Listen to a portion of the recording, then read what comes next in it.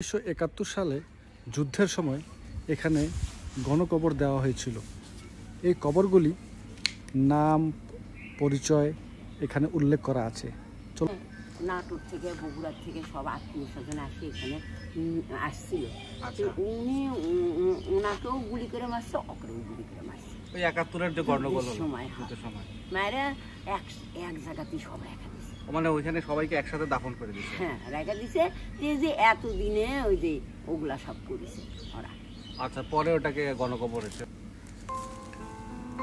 Viewers, আজ আপনাদের নিয়ে যাব বগুড়ার দুপচাচিয়া চৌধুরী পাড়ায়। এই চৌধুরী পাড়ায় জমিদার বাড়িতে রয়েছে 1971 সালের গণকবর, রানী ভবানীর সম্পত্তি এবং রানী ভবানীর নিযুক্ত করা জমিদার শ্যামকিশোর চৌধুরীর জমিদার বাড়ি। এখান থেকে জমিদারি খাজনা আদায় করা হতো। এই গণকবরটি 1971 সালে মহান মুক্তিযুদ্ধে পাক হানাদার বাহিনী কর্তৃক স্বাধীনতাকামী শহীদদের গণকবর স্থান চৌধুরীপাড়া বদ্ধভূমি, যোগেন্দ্রনাথ চৌধুরী ও সতীশ চৌধুরী পর্যায়ক্রমে এদের নাম দেওয়া হয়েছে এবং এই বদ্ধভূমিটি নির্মাণ করা হয় 2019 খ্রিস্টাব্দে। দেখতে পাচ্ছেন এই গণকবরটি।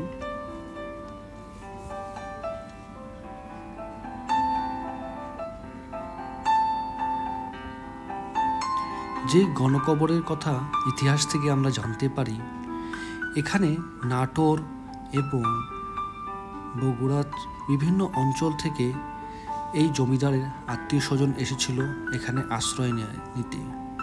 পরে পাক হানাদার বাহিনী এখানে নির্মম হত্যাযজ্ঞ চালায়, তারই ইতিহাসের সাক্ষী এই গণকবর। আমরা এখানে চার শহীদ থাকি, আর সব ইন্ডিয়াতে চলে গেছে বাবা। তারা তাদের ছেলে পেলে নিয়ে এখানে সবাই ব্যবসা ট্যাবসা করে খায়, কিন্তু তোমার জমিদারির জিনিস যে সবকিছু আছে থাকা তা নাই এখন। এখন মনে করেন এখন কয়জন আছেন আপনার? 4 জন। আমরা চার শরীক আছি। 4 শরীক আপনারা বর্তমানে আছেন, আর বাকি যারা তারা দেশ ভাগের সময় কলকাতা চলে গেছে। হ্যাঁ, কলকাতা। তো আপনার শ্বশুরের নাম কি বলছেন? আমার শ্বশুরের নাম শ্যামকিশোর। এই জমিদার বাড়িতে মেনলি চৌধুরী, কুন্ডু চৌধুরী। আচ্ছা, এটা মেনলি ব্যবহার করা হয়তো কাচারি ঘর হিসেবে। কাছারি ঘর হিসাবে কেন, আমাদের এই এখানে তো কাছারি ঘর আছে, তারপর আমাদের গেট আছে না? জি জি জি। আর ভালো গেটটা আরেকটা গেট আছিল, শরিক না, সব হিংসা, শুধু সব ভেঙে চুরে একাকার করছে। আচ্ছা আচ্ছা, ঠিক আছে। ভিউয়ার্স, এখন আপনাদের এই জমিদার বাড়িটি ঘুরে ঘুরে দেখাই আপনাদেরকে। এটি হলো জমিদার বাড়ির প্রধান ফটক। চলুন এবার ভিতরে প্রবেশ করি আমরা। জমিদার বাড়ির ফটকে রয়েছে বেশ কিছু কক্ষ। এই জমিদার বাড়ির প্রধান ফটকের মধ্যে কয়েকটি কক্ষ রয়েছে যেখানে জমিদারির খাজনা কর আদায় করা হতো। দেখুন, সে সময় ভবনটি তৈরি করা হয়েছিল রেল লাইনের স্লিপার এবং সে সময়কার লোহা দিয়ে। এই ছোট্ট কক্ষটিতেই সংগ্রহ করা হতো জমিদারির খাজনা এবং কর।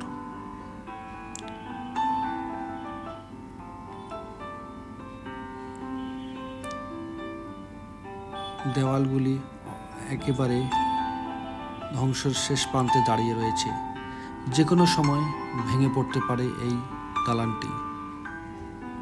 কি নিপুণ কারুকাজ করেই না তৈরি করা হয়েছিল সে সময়কার এই ভবনটি।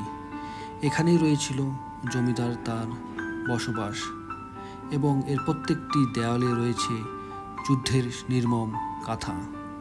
এবার চলুন সিঁড়ি বেয়ে আমরা উপরের দিকে উঠে দেখি ভবনটির চিত্র বর্তমান এই অবস্থায় রয়েছে।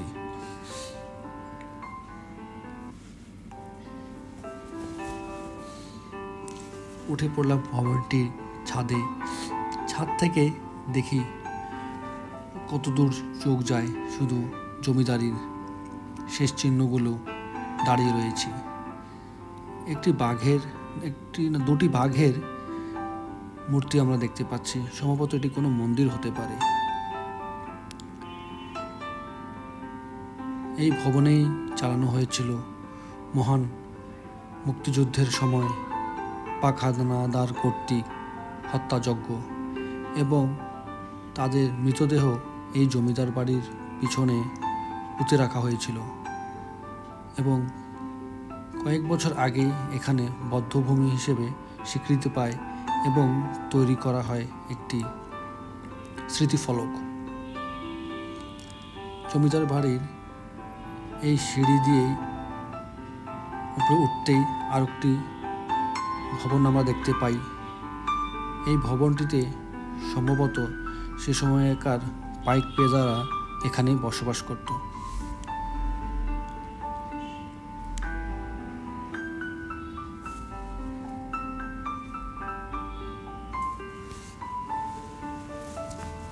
সে সময় কতই না জৌলসময় ছিল এই ভবনটি, তার এই স্মৃতিচিহ্ন দেখলে আমরা বুঝতে পারি।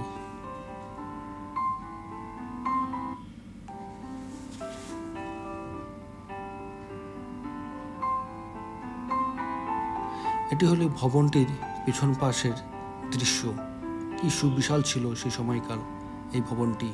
চলুন এবার আপনাদের পুকুর ঘাটের দিকে নিয়ে যাই।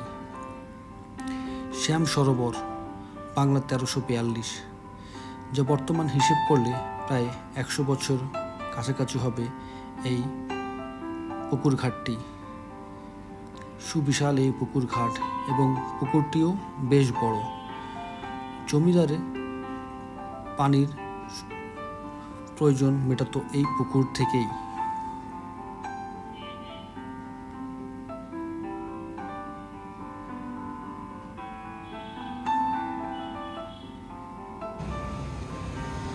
চলুন এবার জমিদার বাড়ির থেকে কিছু দূরে দুপচাচিয়া কালীবাড়ি শ্মশানটির দিকে আপনাদের ঘুরিয়ে নিয়ে আসে।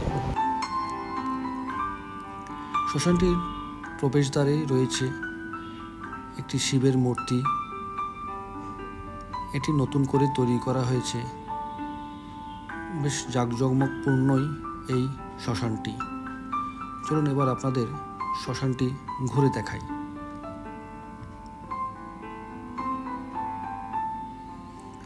শ্মশানটি এখন তালাবদ্ধ অবস্থায় রয়েছে, তাই আপনাদের ভেতরে ঢুকিয়ে দেখাতে পারছি না। তবে পাশ দিয়ে এই শ্মশানটির চিত্র আপনাদের সাথে তুলে ধরি।